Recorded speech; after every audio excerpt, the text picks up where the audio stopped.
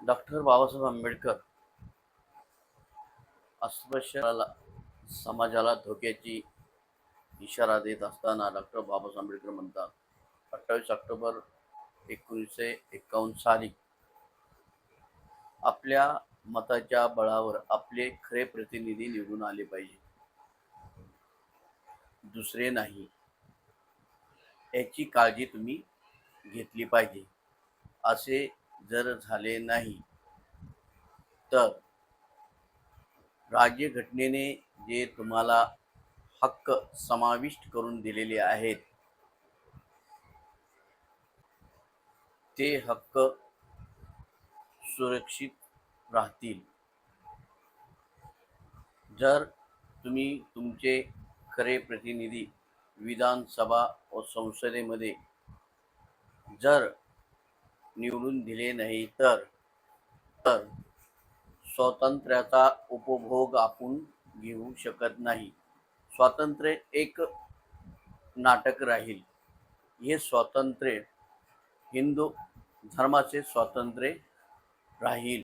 सच्चे प्रतिनिधी आपण विधानसभा व संसदेमध्ये निवडून दिले तर ते आपल्या हक्कासाठी भांडतील व आपले दुःख नाहीसे करतील व आपला लढा देतील.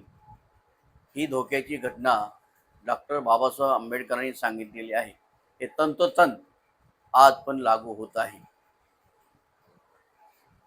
तुम्ही आज कितीही आंदोलने केली तरी तुमची आंदोलने हे सरकार त्यांच्या बहुमताच्या जोरावर मोडून काढते. त्यासाठी आपल्याला संसदेमध्ये जाणे गरजेचे आहे. कायदे हे संसदेमध्ये बनतात. त्यासाठी आपले प्रतिनिधी विधानसभा व संसदेमध्ये गेले पाहिजेत. जर तुम्ही आता प्रश्न करता की आपण निवडून कसे जाणार, तर डॉक्टर बाबासाहेब आंबेडकर एका ठिकाणी भाषणामध्ये म्हणतात की जेवढे पक्ष होतील भारतामध्ये किंवा महाराष्ट्रामध्ये ते आपल्यासाठी फायदेशीर आहे.